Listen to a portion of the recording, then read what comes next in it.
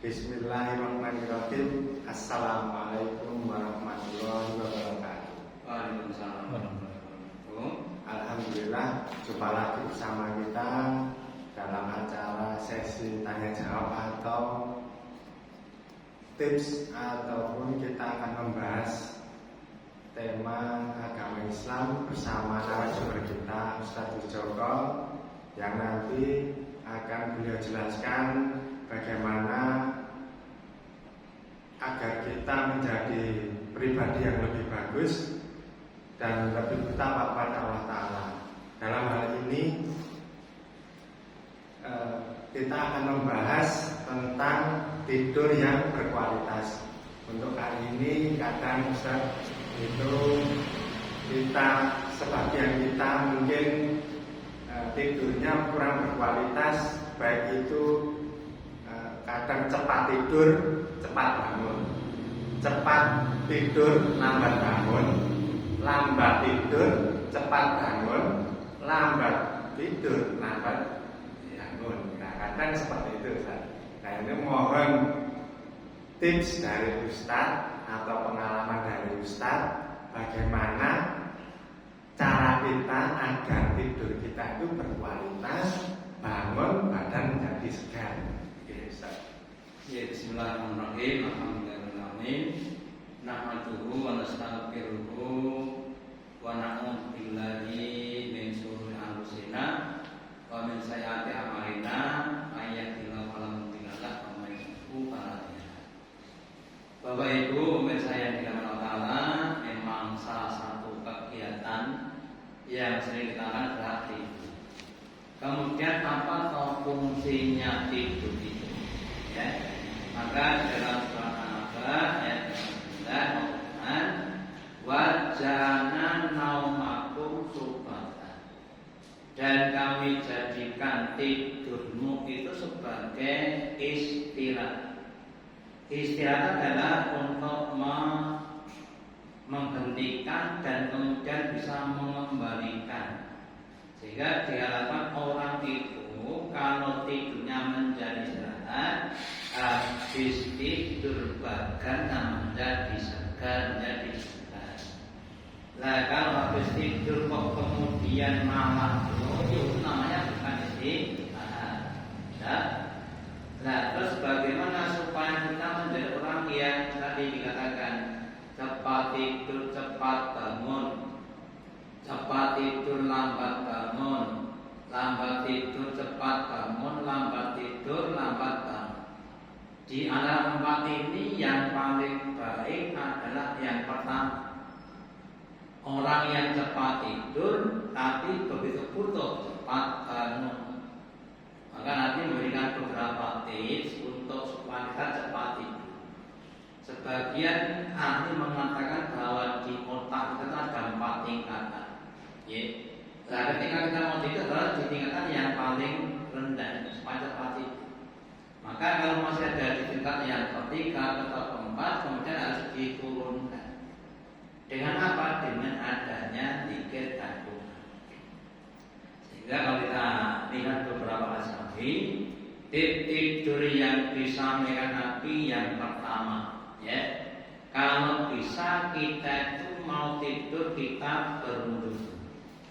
Nabi bersabda dalam bahasanya, tidak awal mambunya. Jika kamu ingin tidur di tempat tidurmu, hendaklah kamu berwudu sebagaimana wudumu untuk sholat. Jadi berwudu dulu sebagaimana kita mau sholat. Kemudian tempat itu dibersihkan dulu, itu juga sunnah Nabi, dibersihkan. Bisa ada kotoran-kotoran yang harus dibersihkan. Kemudian kita masuk ke tempat tidur atau berbalik.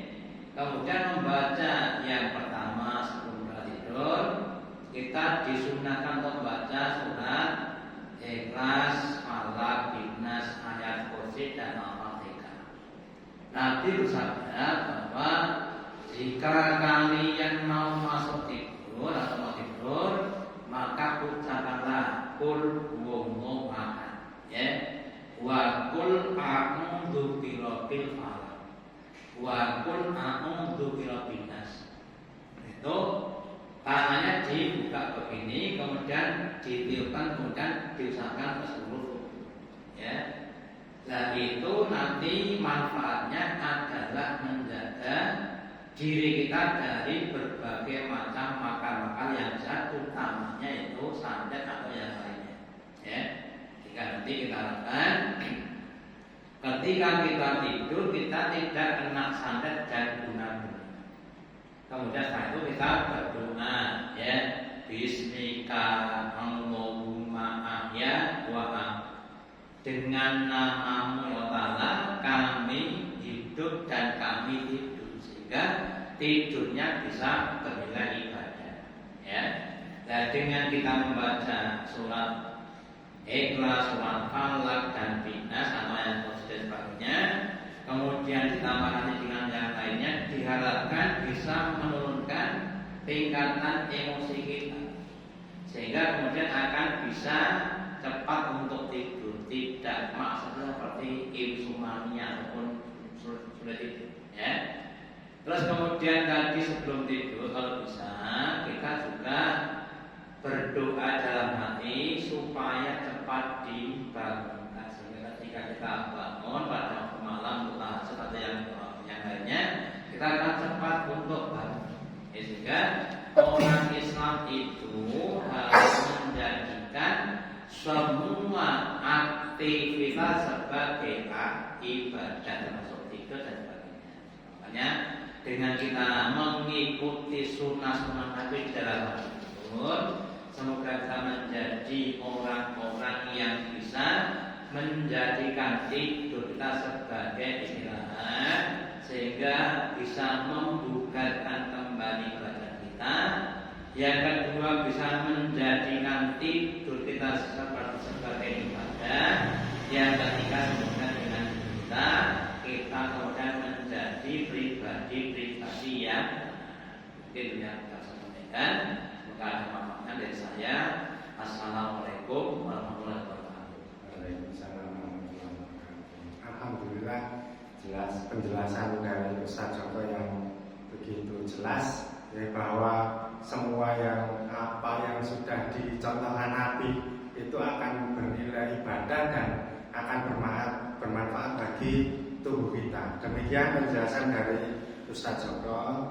Semoga kita bisa menerapkan sunnah-sunnah Nabi dalam kehidupan kita sehari-hari, dan kita bisa berpegang pada aturan-aturan Allah Ta'ala. Aqulu qouli hadza astaghfirullah li wa lakum subhanaka allahumma rabbana wa bihamdika asyhadu an la ilaha illa anta astaghfiruka wa atubu ilaik. Wassalamu